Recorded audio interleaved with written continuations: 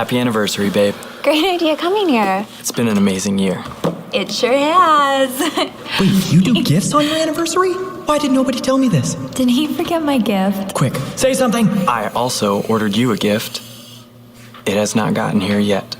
I have a feeling I know what it is. I mean, I've been hinting pretty heavily. Absolutely no idea. So, there's been something I've been wanting to talk to you about. Uh-oh. She caught me using the decorative soaps again. Have you, thought about us having a baby? Kids, we just got married. Are you serious? I can't create a human. Yep, he's totally freaking out right now. Crying, mess, noise, poop. Lots of poop. Honey. Yes. What? I'm ready to think about having the Why don't you open your gifts? Okay. What? We made a baby. You're pregnant. Yeah, I'm so pregnant. Like how much? Like 100%. Oh. Like all the way pregnant.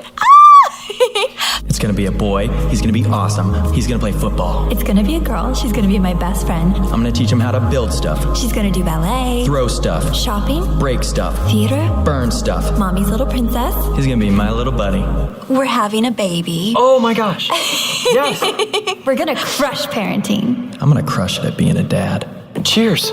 Yeah, this is gonna need to be decaf. Is that If you don't mind. a pregnant thing? We're gonna miss that couple. Whoever they are, wherever they are.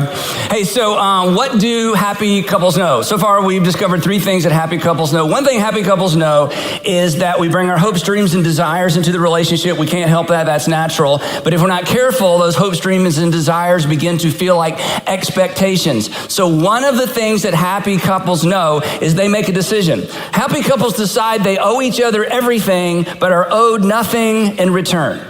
Now, this doesn't make sense, but this is what they do, okay? And as we're going to discover in just a few minutes in today's lesson, today's session, there's something else they do that doesn't make sense, and that's the unusual thing about happy couples.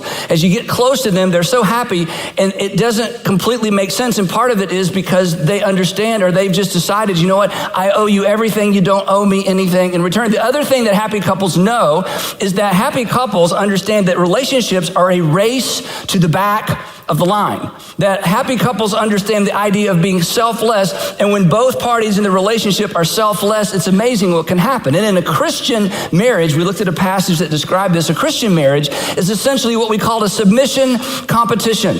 That each person insists that the other person goes first and that the other person is more important. And then the third thing that we discovered this past session, last week, we discovered that happy couples know that sometimes you have to throw things. Now, before you apply this one, you need to go back and listen to the entire message, okay? Because there's a specific application. And today we're going to come to a fourth thing that happy couples know, and happy couples know that they have a choice. They have a choice. Today, I want to talk about perhaps the single most important choice that you'll make in a relationship as it relates to becoming a happy couple and making the relationship something that's attractive to you and stays attractive to you. I want to talk about a choice that every coupled person makes, everybody that's in a couple, every couple makes every single day. This choice, everybody makes this decision, whether you are aware of it or not. Everybody makes this decision, but it feels oftentimes more like a reaction than a decision. So the point of today's message is I want to point out a decision that you're already making and perhaps help you make a better decision. Most people don't even feel like they have a choice, but they do. And so happy couples make what we're going to call the happy choice. And what is this choice that happy couples make that they don't know they're making that makes all the difference? And the answer to that question is found in a letter that the Apostle Paul wrote to some Christians in the first century in the city of Corinth. And he wrote this letter to primarily Gentile, non-Jewish, new Christians who were trying to sort out the whole Christian thing. And there's only one God. And what do we do with the other gods? And, you know, we used to go to the temple and we had religion this way. Now you're explaining that religion's a different way. And so one of the things the Apostle Paul had to do, and as English Bible readers, where we miss this, he had to help pagans understand not only is there one God, but this one God is very different than all the gods. Because in pagan worship, the gods did not care about people. The gods toyed with people. They manipulated people. In some legends, they mated with people, but the gods didn't really care about people. So consequently, in pagan religion, there was no morality. There were no ethics. In other words, you didn't do anything on this earth toward other people to try to make the gods happy. To keep the gods happy, you made sacrifices. You sacrificed things that were important to you. You sacrificed animals. In some cultures, they sacrificed children. And the whole point was, we need to make sacrifices here so that our crops will grow, so that our other children will grow healthy, so that we'll win battles. So the Apostle Paul shows up in these primarily Gentile environments. He's going, okay, this God that I've introduced you to is completely different.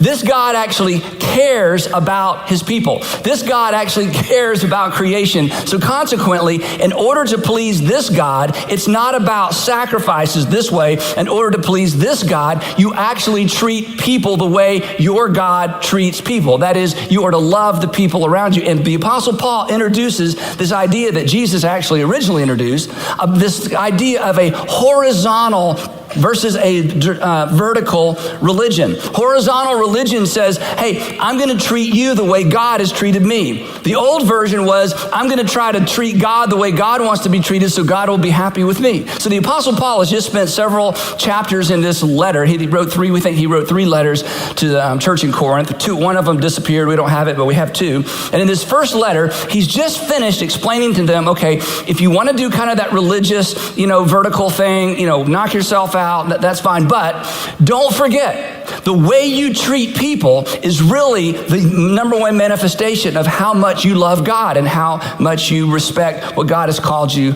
to do. So in this particular chapter, 1 Corinthians, he explains it. Now, this is a very popular chapter. Some of you had all or maybe portions of this chapter read in your wedding. You might have even quoted some of this as part of your wedding vows. It's 1 Corinthians 13. It's often called the love chapter. But when you understand what the Apostle Paul's doing, it's not really great wedding literature. We've made it great wedding literature because of the way it shows up in our English Bibles. But this is very earthy and it's very gritty and most of it makes sense. But there's one line in this chapter that doesn't make sense. And in that line is the secret to the decision or the choice that happy couples make. So I'm going to walk you through a little bit of what may be familiar verses or words that you've heard before. And then we're going to get to this one line that doesn't make any sense, and we're going to camp out there for just a few minutes. So here we go. Here's what he says. He says, if I speak in the tongues of men and of angels, but I don't have love, I am only a resounding gong or a clanging cymbal. Now, he's just finished telling them, look, because in their religion, they would have these ecstatic utterances. They would speak other languages, or they would think they were. They literally would try to speak the language of the gods or the language of the angels. So he's just finished telling them, okay, if you would like a version of that to be part of your religious experience, that's fine. But don't kid yourself. That's not the main thing. And even if you are actually to tap into the language of angels, but you don't have love, you're nothing but a lot of noise. Now, in my world, this verse, just to be personal for a second, is a great reminder to me and perhaps a reminder to you that you should never judge someone like me or a preacher or a speaker or a teacher. You should never judge someone who does what I do based on my speaking skills or my knowledge of the Bible. Because speaking skills are a talent. It's something somebody develops, just like you have talents that you've developed. If you really want to know what kind of person I am, if you really want to know what kind of Christian I am, you ask my wife, you ask my kids, and you ask my friends. Because a talent or an ability is not necessarily a manifestation of spirituality or great faith. Love is always the bottom line. So he goes on and he says this, and if I have the gift of prophecy, that is, I can tell the future, and I can fathom all mysteries, and I have all knowledge, like I'm the smartest person in the room, and I have faith that can move mountains. I have like perfect faith, whatever perfect faith is. But I don't, there it is again, have love, I am nothing. Literally in the Greek text, Paul says, even if I'm the smartest person in the room, I can explain anything in the Bible and I can answer any question you have. If I don't have love, whatever that means, he says, I'm a nobody. Which is another great lesson for another day, that Paul says knowledge does not equal deep. If you want to meet somebody who is like a deep Christian and deeply spiritual, knowledge is not the measure. Love is the measure. Then he says this. He says, and if I give all I possess, I mean, who would do that? He says, not 10%, not 20%. Even if I give everything I own to the poor, and if I give my body, after I'm finished giving away my possessions, I give my body to hardship that I might boast, but do not have love, I gain nothing. Now, there's so much in this verse. This verse is the nail in the coffin for prosperity theology. I don't have time to go into it today, but here's what the Apostle Paul is saying in this verse. Anybody who gives to get gets nothing from God. Anybody who gives to get gets nothing from God. Anybody who gives to gain gains nothing. Maybe we should come back to that, on another day. But here's the question. What is have love, have love, have love? I got to have love, have love. I'm sure if we did a survey and I said, how many of you have love? We all be like, I have love, I have love. What does it mean? I don't know, but I know I have it. Because when you hear the phrase have love, it sounds like something on the inside, doesn't it? Like, I have love. And maybe the Apostle Paul thought they're going to think it's some kind of internal thing, some sort of feeling. I feel compassionate toward people who are going through a hard time. I feel sorry for those children. I feel sorry for that couple. I feel bad for what you're going through. I have love. So Paul wants to make it clear to these first century ex-pagan Christians that this isn't an internal thing. This is not a vertical thing. This is a very practical, horizontal thing. So he gets really practical. He says, when I say have love, here's what I'm talking about. I'm talking about stuff you do. Love, the kind of have love I'm talking about, is patient. And there's that, put somebody else first, get in the back of the line thing again. Love is kind. I love this word defer. Love defers. Love defers. Love knows, well, I know what I know, you know what you know, but I'm going to defer to you. Love is kind. Love does not envy. Love isn't jealous. When you're more talented than me, when you get more attention than me, when you get, you're the life of the party, when you get the joke, when you tell the joke, love doesn't envy. Love does not boast. Love doesn't try to one-upmanship, the person. Hey, you thought that was a great story. Let me tell you my story. No, I'm going to let you shine. I'm going to let you be the center stage. I'm going to let all the attention stay on you, and I'm not going to rob you of that. I don't envy you, and I'm not going to boast. And love is not proud. Then he goes on. He goes, love does not dishonor. It does not dishonor others. In other words, love decides if it's dishonoring to you, I'm not going to do it. If there's something that might dishonor you, for me, that's a sin. I would be sinning against you to dishonor you. Whether I can find a verse about it or not. If that's dishonoring, it's off limits. It is not self-seeking. Again, there's that move to the back of the line thing again. It is not easily angered. It doesn't have a temper. And this is a big one. And love keeps no records of wrongs. Who could do that? But wouldn't you love to be in a relationship with somebody who could do that? Who keeps no records of wrongs? Then he says something that's a little bit tricky we'll come back to in just a minute. He says this, and love does not delight in evil, but rejoices with the truth. It's kind of out there, isn't it? And then it's like he just kind of goes for it and he gives a sort of a rapid fire list of what love is. He says, love always protects, always trusts, always hopes, always perseveres. Love always protects, always trusts, always hopes, and always perseveres. Now, there's one of these on this list that if you pay attention to, in fact, for years it kind of bothered me, maybe because of the Bible translation I read when I was growing up. But one of these doesn't make any sense. Because one of these is not completely dependent on the lover, it's dependent on the lovee. And it's this one, always trust. And I used to read that and think, always trust. Okay, that's kind of stupid. I mean, that's a little bit naive to always trust. I mean, I can always protect a person even if they're in the wrong, and I can always hope for that things get better. And persevere sounds like there's going to be some struggles and some trouble, so I can push through. But always trust, and literally in the Greek text, this means always believes or believes everything.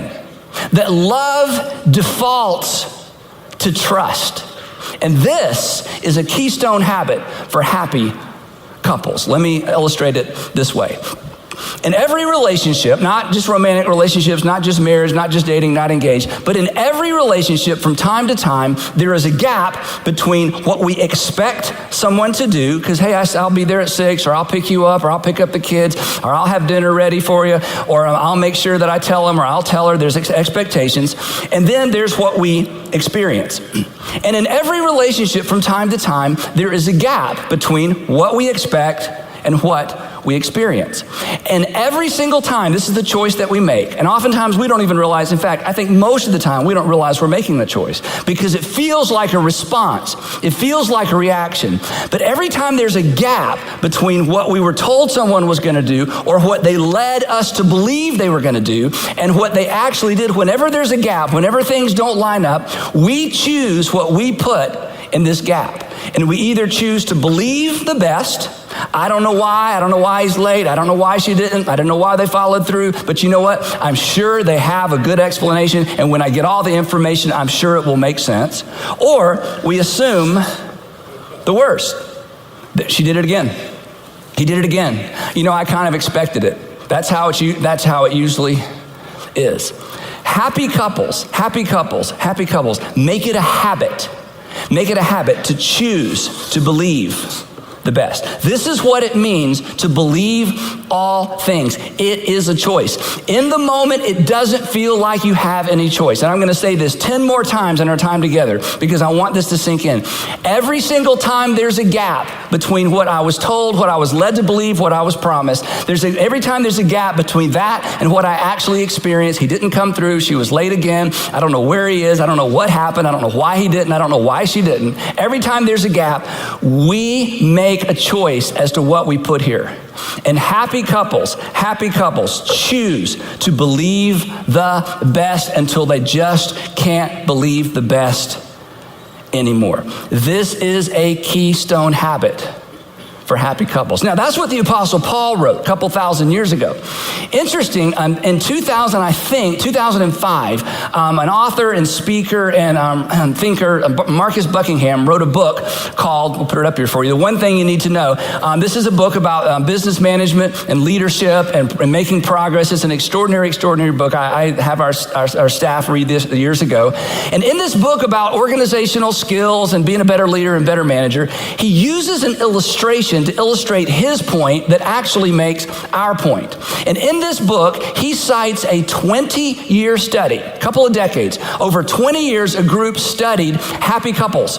They studied happy couples in the US, in Canada, in Europe, and they were looking for, as you might expect, they were looking for a common denominator. Now, when I say happy couples, these were couples that had gone the distance, they'd been together a certain amount of time, and they still enjoyed each other's company. These were not couples who were just grunting it out, staying together for the kids. You know, we're miserable, but we can't afford to, split up. Not that those couples. Couples who've been together for a long time, who were still in an enjoyable relationship, and they were asking questions to lead them to what is the common denominator for happy couples. Now, that's a pretty good question. Wouldn't you like to know? Yeah, should have charged admission for today. This information is super helpful. So when they went into this study, like anybody that does research, they had some assumptions.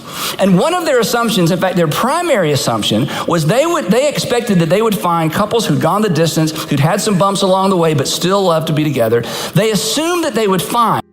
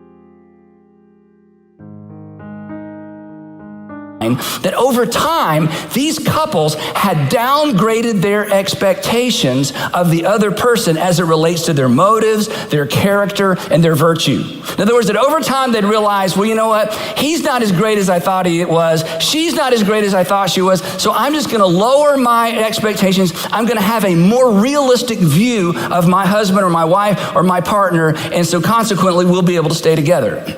Their study showed the exact opposite. In fact, they asked each person in these couples lots and lots of questions. And they had an opportunity to rate themselves and then rate their spouse, in this list of questions. And consistently, happy couples rated each other. Happy couples rated each other more positively in every quality than their partners rated themselves. In other words, they gave their partner higher scores than their partner, their husband or wife, gave themselves. They had, as it turned out, they had an unrealistically positive view of the person that they were with. In fact, one of the summations of this study was that love is actually blind. That is true, because they seem to be blind to the deficiencies in their spouse. And then the description went on to say this, that this positive view that they had toward the other person created what they called an upward spiral of love. I know, an upward spiral of love. Okay, I know it sounds kind of creepy, but here's what it looks like. Here's how it worked. The illusion, she's just the greatest, he's the greatest, created the conviction. They believed it for so long, they actually really, really believed it. No, he's the greatest, she really is the greatest. Their conviction led to a sense of security. Because you know what? Because they're the greatest, I feel secure in this relationship. I trust them.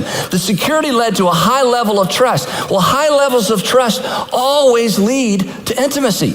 Because you know what intimacy is? Intimacy is a fearless reveal. Intimacy is, I trust all of me to you and I don't have to hold anything back because I feel like I can trust all of me to you. That's the essence of intimacy. And the intimacy fostered love. And you know what the love did?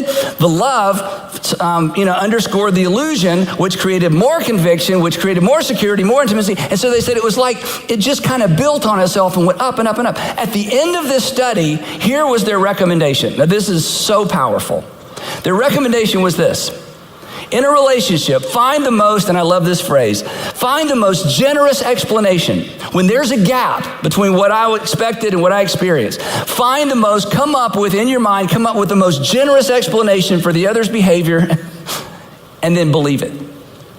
Come up with the most generous explanation for the other person's behavior and then just decide to believe it. Believes all things, always believes. Choose to believe the best. To which I say, can you say, ruby red slippers? You have had the secret the whole time to a happy relationship. You just need to click your heels together 3 times and read your Bible, okay? Because it's been there the whole time. Now, obviously, there are things that make this challenging and difficult. And again, I've been doing what I've done a long time. I've talked to all kinds of couples, walk couples through all kinds of stuff. So I am not naive. So there are obstacles to this. But even regardless of the obstacles, and we'll talk about 2 in just a second, I don't want you to miss this point. Every single time there's a gap, even when it's the same gap over and over, every single time, what you place here is what you decide to place here. And you will either believe the best or you will assume the worst, but whichever way you go, it is a decision, it is a choice that you have made. That's what I don't want you to miss as we wrap up this series. Now, there are obstacles to this. There's a couple obstacles. One is what we experience, right? But he did it again. She did it again. It's like clockwork. The other thing that's an obstacle that we bring to the relationship is who we are. Because let's be honest, we didn't show up in the relationship as a blank slate, right? We showed up in the relationship with all of our stuff. And all of our baggage, and all of our father wounds, and our mother wounds, and our grandfather wounds, and my older brother wounds, and just all, my former boss wounds, and that boyfriend that I stayed with for way, way too long, and I found out, I was like one of 3, and, all those wounds, we bring all of that stuff. So some people have a more difficult time trusting than others. We bring our history, we bring our baggage, our fear, insecurity. And because of that, there are certain behaviors that trigger certain responses in all of us. We can't help that. But here's what I want you to hear. Even with all your junk, even with all the stuff you bring, and even with all the inconsistency of the person that you love and are in a relationship with, it is still a choice every single time. And let me just kind of dig a little bit, okay? Because I've been doing this a long time. Suspicion is a self-fulfilling prophecy. Okay?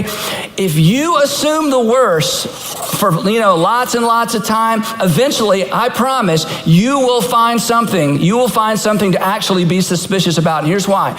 Because when you're in a relationship with a person that has low trust, you're on pins and needles all the time. When you're in a relationship with a person that you feel like is kind of looking for you to do something wrong, you are never at ease. You are always off balance. And you will be so careful, and you will be so cautious, and you will be so controlled in your behavior and your words that you will appear to be up to something, even if you're not.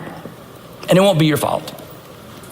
If you have low trust because of the past, if you have low trust because of previous relationships, when you bring that to a relationship, you may accidentally create an environment in the relationship that sets the other person up to do the very thing you fear they will do that they had no intention of doing.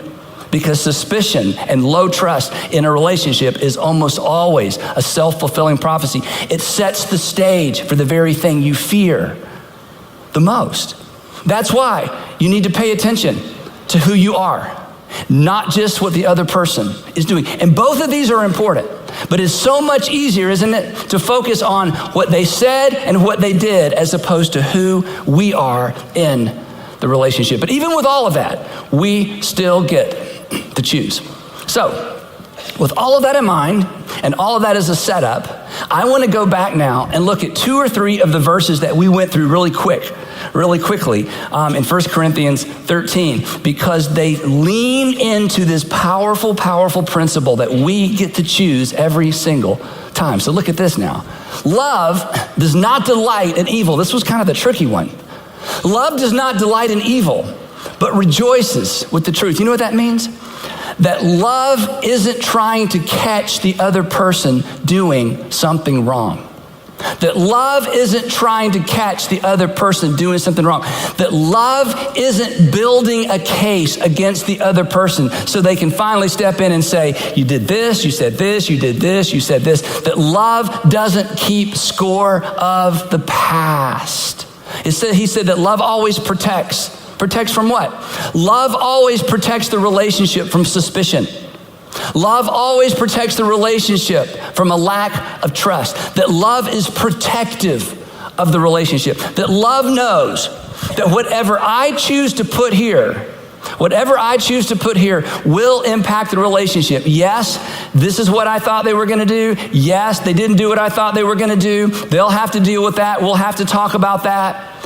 But what I put in the gap will impact the relationship perhaps as much as the gap that they created. Love always trusts, he said. Love believes all things. I love this. Love chooses a generous explanation. Love chooses. Love comes up with. Love.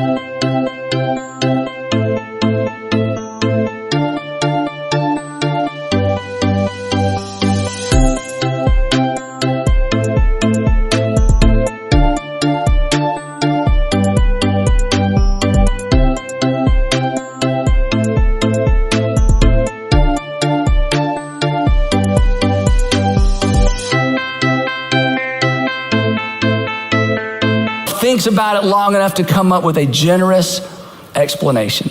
Then he says this, love always hopes. I love that. Love trends positive. I'm just not going to allow myself to go negative. And love, he's realistic. Love always perseveres. The word perseveres, as I said earlier, indicates or implies resistance that there may be some doubt. There may be some negative. There may be some things from the past that come roaring into the future. But love decides, you know what?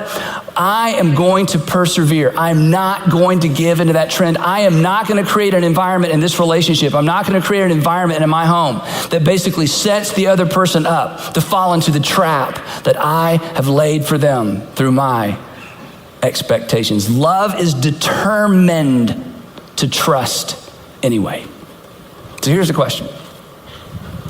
Based on your personality, based on your experience, based on what you know about yourself, do you believe the best? Or do you assume the worst? Which way do you go? Do you believe the best when there's a gap?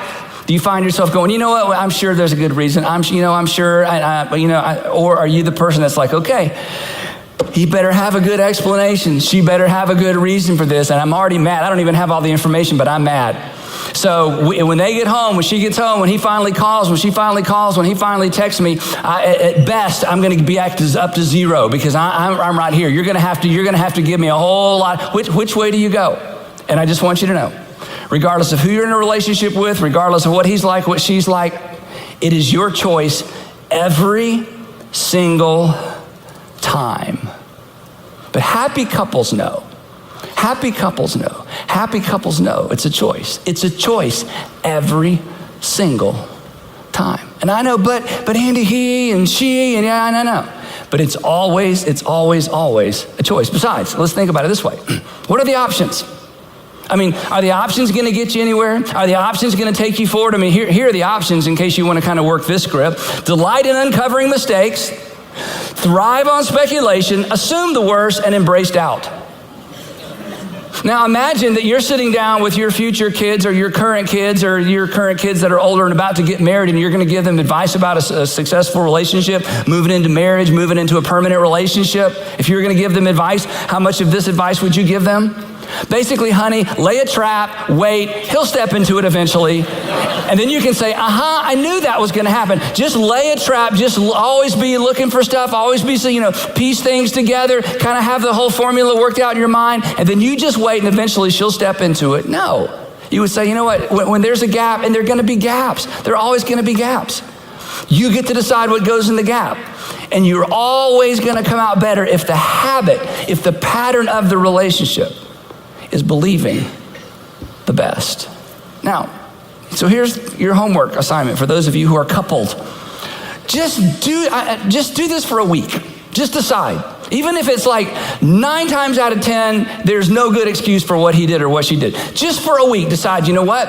Before I get all the information, before he calls, before we get together tonight, I'm going to come up with a generous explanation, and I'm going to believe it. I'm going to choose to believe my own explanation for his or her behavior, just for a week. Just choose to trust.